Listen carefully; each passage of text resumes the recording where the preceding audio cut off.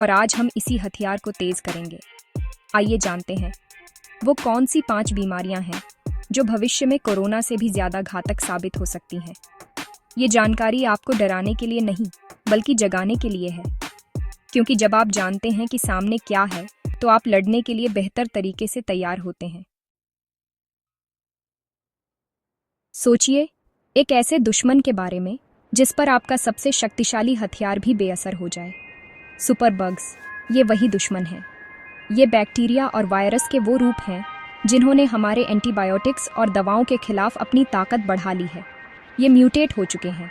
इन्होंने खुद को इतना बदल लिया है कि जिन दवाओं पर हम दशकों से भरोसा करते आए हैं वो इन पर काम नहीं करती।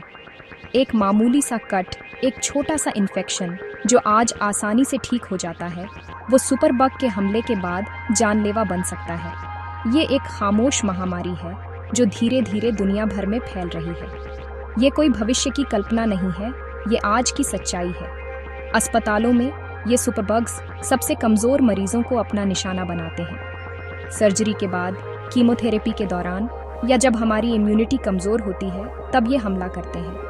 और डॉक्टरों के हाथ बंधे होते हैं क्योंकि उनके पास इन्हें रोकने के लिए कोई कारगर दवा नहीं होती। ये एक ऐसी लड़ाई है जिसे हम हर रोज़ हार रहे हैं। अगर हमने एंटीबायोटिक्स का अंधाधुंध इस्तेमाल बंद नहीं किया और नए इलाज नहीं खोजे तो हम उस दौर में वापस चले जाएंगे जब एक छोटा सा घाव भी मौत की सजा बन जाता था। ये एक अदृश्य जंगल है और हम इसके नियमों को नजरअंदाज कर रहे हैं। जंगल के कुछ राज ऐसे होते हैं जिन्हें न छेड़ा जाए तो ही बेहतर है। निपाह वायरस उन्हीं में से एक है। ये वायरस चमगादड़ों से फैलता है जो इसके प्राकृतिक वाहक हैं। लेकिन जब ये इंसानों के संपर्क में आता है तो ये विनाशकारी रूप ले लेता है। इसकी सबसे डरावनी बात है इसकी मृत्यु दर, जो 40% से 75% तक हो सकती है। इसका मतलब है कि इससे संक्रमित होने वाले लगभग हर 2 में से 1 व्यक्ति की जान जा सकती है। कोरोना के मुकाबले ये आंकड़ा बहुत बहुत ज्यादा है। ये सिर्फ एक बीमारी नहीं है, ये एक मौत का पैगाम है जो प्रकृति हमें दे रही है। केरल में हमने इसकी झलक देखी है जब इस वायरस ने कुछ जिंदगियों को निगल लिया था। ये इंसानों से इंसानों में भी फैल सकता है, खासकर संक्रमित व्यक्ति के शारीरिक तरल पदार्थों के संपर्क में आने से। सोचिए एक ऐसा वायरस जो इतना घातक हो और जो एक इंसान से दूसरे में फैलने लगे। ये एक ऐसी स्थिति है जो किसी भी स्वास्थ्य सेवा को घुटनों पर ला सकती है। इसके लक्षण भी आम फ्लू जैसे ही शुरू होते हैं, बुखार, सिर दर्द, मांसपेशियों में दर्द। लेकिन ये बहुत तेजी से दिमाग में सूजन यानी एन्सेफलाइटिस का रूप ले लेते हैं, जिससे इंसान कोमा में जा सकता है और उसकी मौत हो सकती है। निपाह हमें याद दिलाता है कि हमें प्रकृति का सम्मान करना होगा। कुछ नाम ऐसे होते हैं जो अपने साथ खौफ लेकर आते हैं। मारबर्ग उन्हीं में से एक है। ये वायरस इबोला का करीबी रिश्तेदार है और उतना ही या शायद उससे भी ज्यादा खतरनाक है। ये भी चमगादड़ों से ही आता है और जब इंसानों में फैलता है तो तबाही मचा देता है। इसकी मृत्यु दर 88% तक पहुंच सकती है। ये आंकड़ा सिर्फ एक नंबर नहीं है, ये इस वायरस की क्रूरता का सबूत है। ये शरीर पर इस तरह हमला करता है कि अंदरूनी और बाहरी रक्तस्राव होने लगता है, जिससे शरीर के अंग एक एक करके काम करना बंद कर देते हैं। इसकी कल्पना करना भी मुश्किल है। ये एक ऐसी लड़ाई है जिसमें शरीर खुद के खिलाफ हो जाता है। ये वायरस संक्रमित व्यक्ति के खून, पसीने और दूसरे शारीरिक तरल पदार्थों से फैलता है, जिससे स्वास्थ्य कर्मियों और परिवार के सदस्यों के लिए खतरा बहुत बढ़ जाता है। अफ्रीका के कई हिस्सों में इसके प्रकोप ने हमें दिखाया है कि ये कितनी तेजी से नियंत्रण से बाहर हो सकता है। फिलहाल इसका कोई पक्का इलाज या वैक्सीन नहीं है। मारबर्ग वायरस हमें ये चेतावनी देता है कि दुनिया के किसी एक कोने में छिपी बीमारी पलक झपकते ही पूरी इंसानियत के लिए एक वैश्विक खतरा बन सकती है। हम अक्सर पक्षियों को आजादी के प्रतीक के रूप में देखते हैं, आसमान में उड़ते हुए। लेकिन क्या हो अगर यही पक्षी अपने साथ एक जानलेवा महामारी का खतरा लेकर उड़ रहे हों? एवियन इन्फ्लुएंजा यानी बर्ड फ्लू H5N1 जैसे स्ट्रेन के साथ यही खतरा पैदा करता है। ये वायरस मुख्य रूप से पक्षियों में पाया जाता है, लेकिन इसने बार बार साबित किया है कि ये इंसानों को भी संक्रमित कर सकता है। जब ये इंसानों में आता है तो ये बहुत गंभीर बीमारी का कारण बन सकता है, जिसकी मृत्यु दर लगभग 60% है। ये एक ऐसा खतरा है जो हमारे फार्म्स और बाजारों में पल रहा है।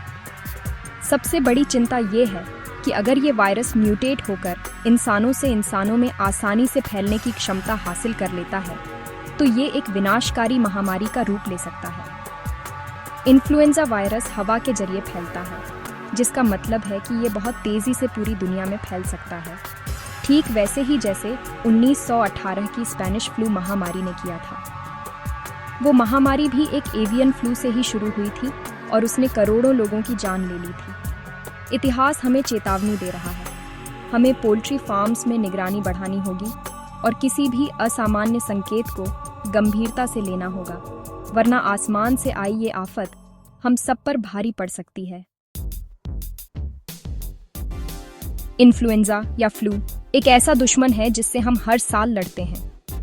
हमें लगता है कि हम इसे जानते हैं, हम इसे समझते हैं, लेकिन इसकी सबसे बड़ी ताकत है इसका लगातार बदलना, यानी म्यूटेट होना। हर साल फ्लू वायरस अपना रूप बदल लेता है, इसीलिए हमें हर साल एक नए फ्लू शॉट की जरूरत पड़ती है। लेकिन क्या होगा अगर ये वायरस एक ऐसा बड़ा बदलाव कर ले, एक ऐसा एंटीजेनिक शिफ्ट जिससे एक बिल्कुल नया स्ट्रेन पैदा हो जाए, एक ऐसा स्ट्रेन जिसके खिलाफ हमारी आबादी में किसी के पास कोई इम्यूनिटी ना हो। ये एक नई महामारी की शुरुआत होगी।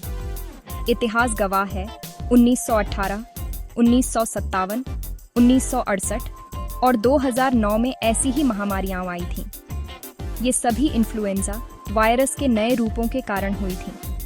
ये वायरस जानवरों जैसे सुअर या पक्षियों में मौजूद वायरस के साथ मिलकर एक नया घातक कॉम्बिनेशन बना सकते हैं। चूंकि ये हवा से फैलता है, ये कोरोना से भी ज्यादा तेजी से पूरी दुनिया को अपनी चपेट में ले सकता है। वैज्ञानिक लगातार दुनिया भर में फ्लू वायरस के स्ट्रेन्स पर नजर रखते हैं, उस अगले बड़े म्यूटेशन की तलाश में जो अगली महामारी को जन्म दे सकता है।